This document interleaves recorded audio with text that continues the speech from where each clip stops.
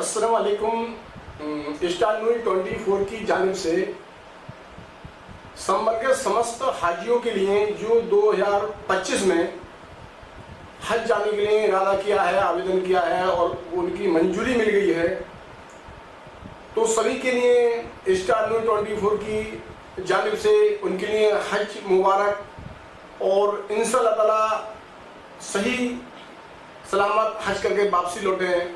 और यही खुदा से दुआ है। हज के बारे में क्या अरकान है, किस तरह से अरकान वहाँ पर पूरे किए जाते हैं और हज जाने से पहले संबल में हज ट्रेनर द्वारा क्या क्या जानकारी दी जाती है, पूरी विस्तार से बताएंगे। हमारे साथ चंदौसी के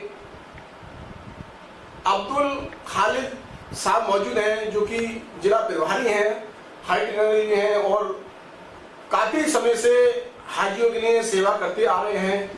और इनके वालिद साहब भी पहले सेवा करते थे हाजियों के लिए और आप खुद सेवा कर रहे हैं। पूरी विस्तार से जानकारी देंगे और हम उनसे पूछे जाएंगे जो हाजियों के लिए किस तरह से क्या क्या तैयारियां जनरल संबल में की जाती हैं। जी सर, अस्सलाम वालेकुम। मैं अब्दुल खालिद जिला हज ट्रेनर संबल सभी आज पर जाने वाले हाजियों का मुबारकबाद पेश करता हूँ। और संबल जनपद से इस बार 460 हज यात्रियों का चयन हुआ है, जिनका अल्पसंख्यक कल्याण मंत्रालय, उत्तर प्रदेश राज्य हज समिति, उत्तर प्रदेश लखनऊ जिला प्रशासन के द्वारा निर्धारित कैंपों में प्रशिक्षण केंद्र का तिथि निर्धारित की गई है। संबल जनपद से जाने वाले हज यात्री अजमल उलूम तेल मंडी संबल 9/4/2025 को, मदरसा खलील उलूम नखासा 10/4/2025, मदरसा अंजुमन नखासा 10/4/2025, मदरसा सिराजुल उलूम 9/4/2025, संबल खिदमत खल सेंटर चंदौसी 12/4/2025 को प्रशिक्षण केंद्र में उपस्थित हो। प्रशिक्षण अपने जिले में हो रहे प्रशिक्षण निर्धारित केंद्रों पर ही लेना जरूरी है, क्योंकि जिला स्तर पे आपकी सारी कार्रवाई रिकॉर्ड उपलब्ध प्रशासन के पास रहेगा। इसके साथ साथ आप जब आएँ तो मेडिकल फिटनेस का सर्टिफिकेट, आधार कार्ड, पासपोर्ट की फोटोकॉपी लाना जरूरी है।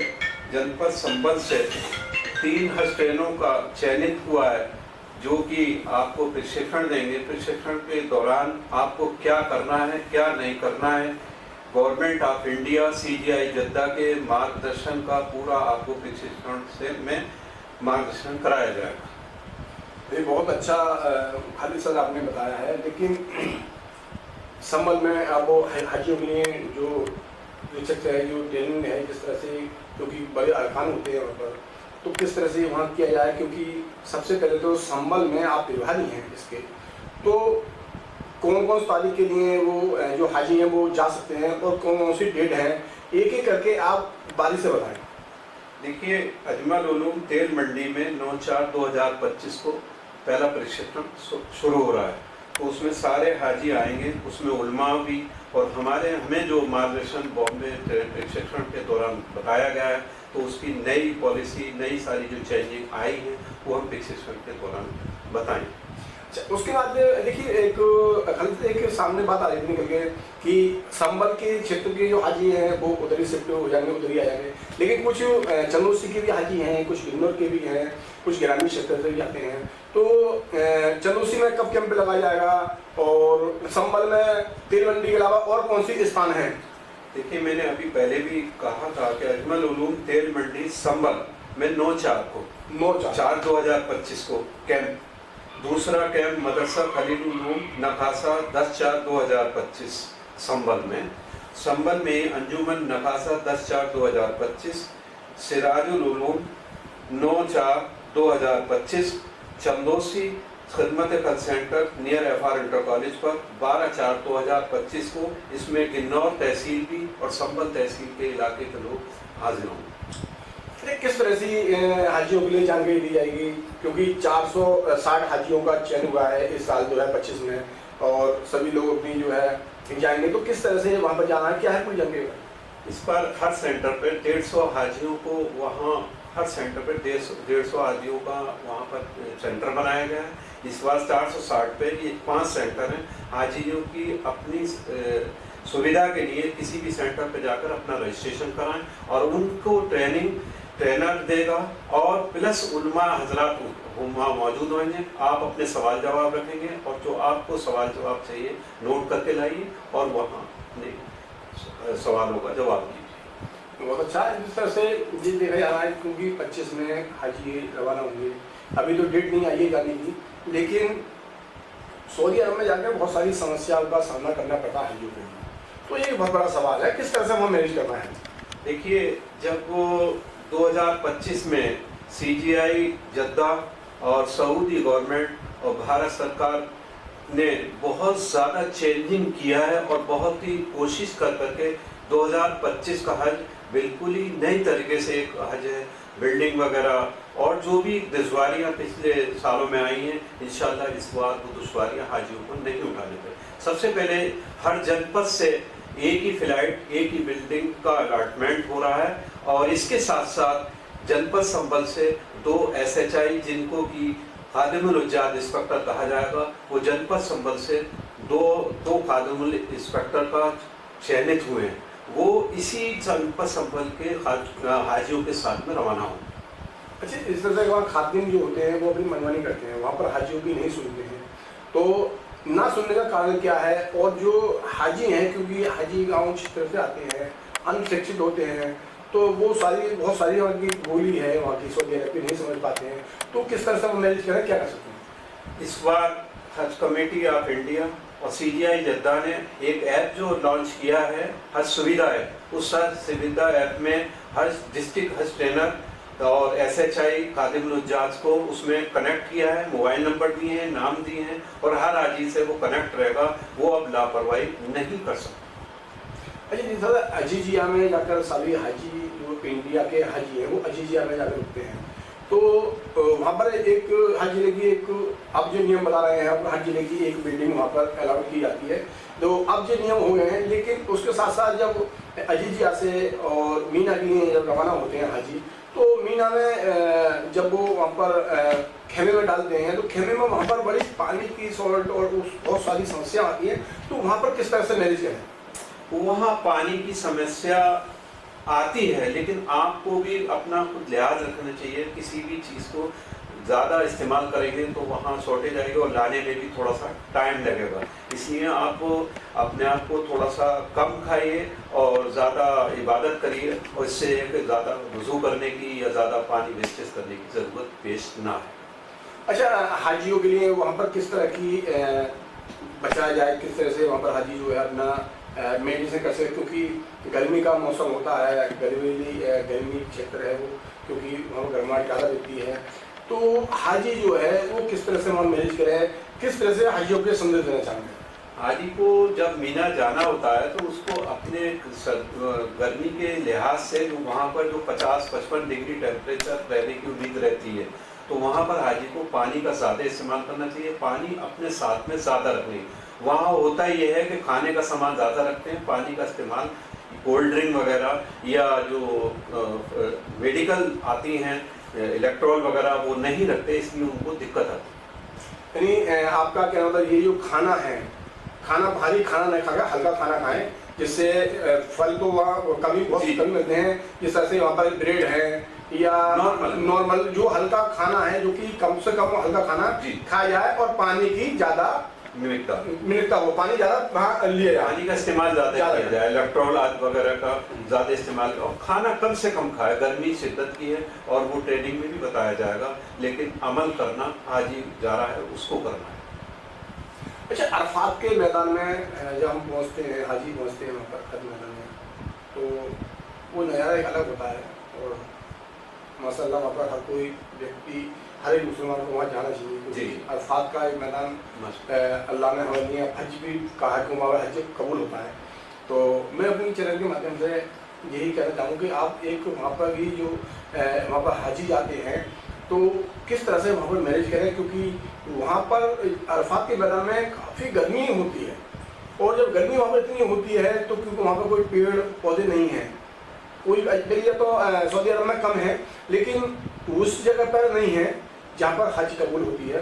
तो वहाँ किस तरह से रहें, क्योंकि जो हाजी होता है तो हाजी के लिए तो सिर पर बाल भी नहीं होते उसके, तो उसे काफ़ी गर्मी का ऐसा होता है कि वो पसीना नहीं निकल सकता आपके एहराम के द्वारा, और ना ही सिर पर कुछ चीज़ रख सकता है।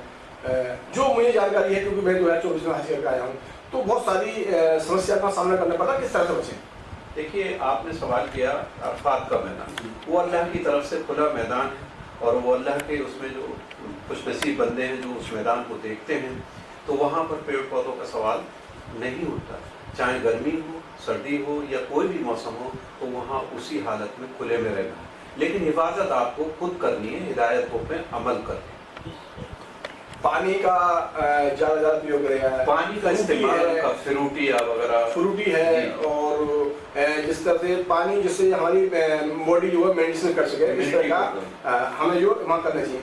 अच्छा अब्दुल जी, जिस तरह से हम यहाँ पर आते हैं और हमें टीका भी लगाना पड़ता है, और जब हम एयरपोर्ट से सीधे जब वो जहाज में बैठे जब सऊदी अरब उतरते हैं और मदीने में, तो सबसे पहले वहाँ पर जो है जो हमने टीका लगाए हैं, जो भारत सरकार द्वारा टीका लगाए जाते हैं, तो सबसे पहले वहाँ की एक डॉक्टर की टीम होती है, वो चीज़ मांगती है, और उस जब तक आप वो नहीं दिखाएंगे और वो नहीं देंगे तो वो लोग अंदर नहीं जाने। तो क्या है इसका मतलब? देखिए, इसका मकसद ये है, जो आपको मेनिंजाइटिस वगैरह बुखार का और ये सब वैक्सीनेशन भारत सरकार जो स्वास्थ्य मंत्रालय लगवाता है, वो वहाँ के प्रिस्क्रिप्शन एनवायरनमेंट के हिसाब से वहाँ के लोगों को कुछ ना हो, या अपने उसमें कोई भी किसी तरीके का बैक्टीरिया ना फैले, तो उसकी हिफाजत के वास्ते लगाया जाता है।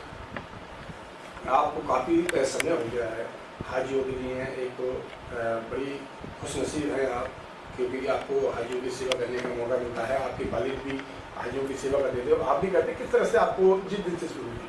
देखिए, जब वालिद साहब करते थे, वालिद साहब का देखकर फिर जज्बा लगा, ये कुदरत की देन, और अल्लाह ताला हमसे काम ले रहा है, ये अल्लाह की रज़ा है, और हम खिदमत कर रहे हैं बिना किसी उसके, तो हम अपने उसके लिए दुआओं के लिए और आखिरत की सोच में कर।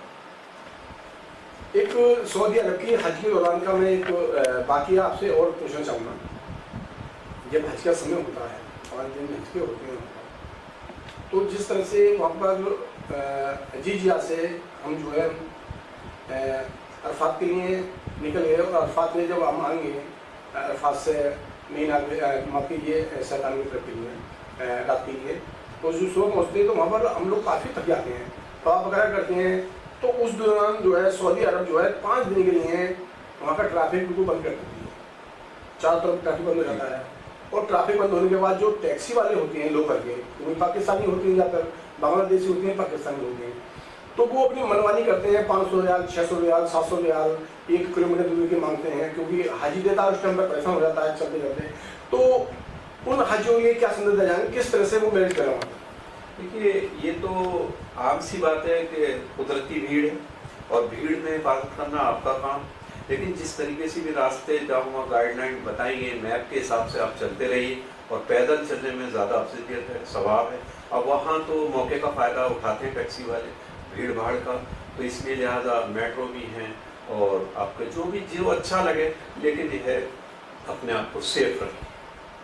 अच्छा, वहाँ पर दवाई वगैरह मिलती हैं, सारी चीज़ व्यवस्था है, डॉक्टर भी मिलते हैं, इंडिया के लोग जो होते हैं जगह जगह वो भी खड़े होते हैं, तो वो भी मदद करते हैं। तो क्या संदेश देना चाहेंगे? देखिए, हिंदुस्तान से जितना भी अमला जाता है ऑन ड्यूटी हज के मुकाबले, वहाँ पर ड्यूटी देता है, अंजाम देता है खिदमत, और कोई भी मुल्क हमारा कहीं से भी इतना इंतज़ाम नहीं कर पाता जितना कि भारत सरकार करवाती है। नहीं, भारत सरकार काफ़ी करती है, क्योंकि यहाँ के काफ़ी जो लोग हैं, जो सरकारी मुलाजिम हैं, वो वहाँ पर जाते हैं और हाजियों की खिदमत भी करते हैं। बड़ी अच्छा लगता है वहाँ पर। फिर भी कहीं ना कहीं जाके हाजियों को परेशानी का सामना करना पड़ता है, या तो बिल्डिंग को लेकर हो, या अजीजिया को लेकर हो, या मदीने के अंदर जो बिल्डिंग है वहाँ को लेकर हो, या वहाँ की जो आसपास की दूरी है, या ट्रैफिक को लेकर हो। कई समस्या का सामना वहाँ पर करना पड़ता है।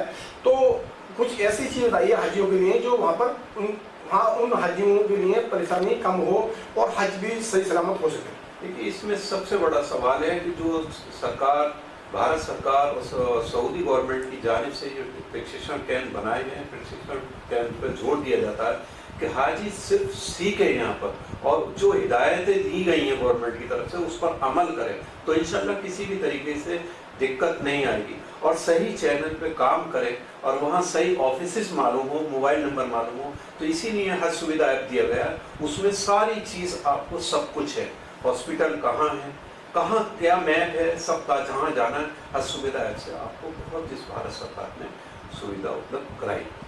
एक महत्वपूर्ण और मैं आपसे पूछना चाहता हूँ और मैं अपने चैनल के माध्यम से सभी हाजियों के लिए बताना चाहूँगा कि जो भारत सरकार द्वारा में आईडी कार्ड इशू किए जाते हैं उसके बारे में लेकर भी मैं खलील भाई से पूछूंगा, और सऊदी अरब द्वारा भी अगर कार्ड इशू किए जाते हैं तो उस कार्ड का महत्वपूर्ण क्या है, क्यों गले में होना चाहिए, क्यों वहाँ पर ना होने से क्यों खो जाते हैं वहाँ के लोग, क्या है पूरी जानकारी हमें खलील भाई बताएंगे, क्योंकि जानकारी है लेकिन हम खलील भाई के मुँह सुनना चाहेंगे। जी देखिए, जो आपने सवाल किया है आई कार्ड का, जी, और एक होता है आई कार्ड, एक होता है नुसुक कार्ड। तो नुसुक वहाँ की गवर्नमेंट की आईडी की पहचान है, जो कि वो नुसुक मिना में जाने के लिए परमिशन अलॉटमेंट होता है, अदरवाइज कोई नहीं जा सकता उसमें।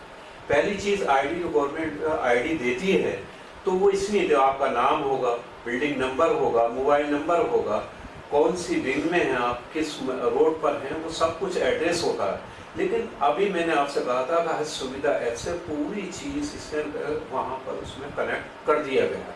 आपका सारा सजरा हज जो है, एंड्रॉयड फ़ोन ले आना बहुत ज़रूरी है, एंड्रॉयड बगैर मोबाइल के ग्रुप में एक का मोबाइल होना ज़रूरी है। उसी से आप रियाजुल जन्ना का अपॉइंटमेंट लेंगे, नुसुक ऐप में हर तरीके की जो भी कुछ आप उसमें जानकारी ले सकते हैं।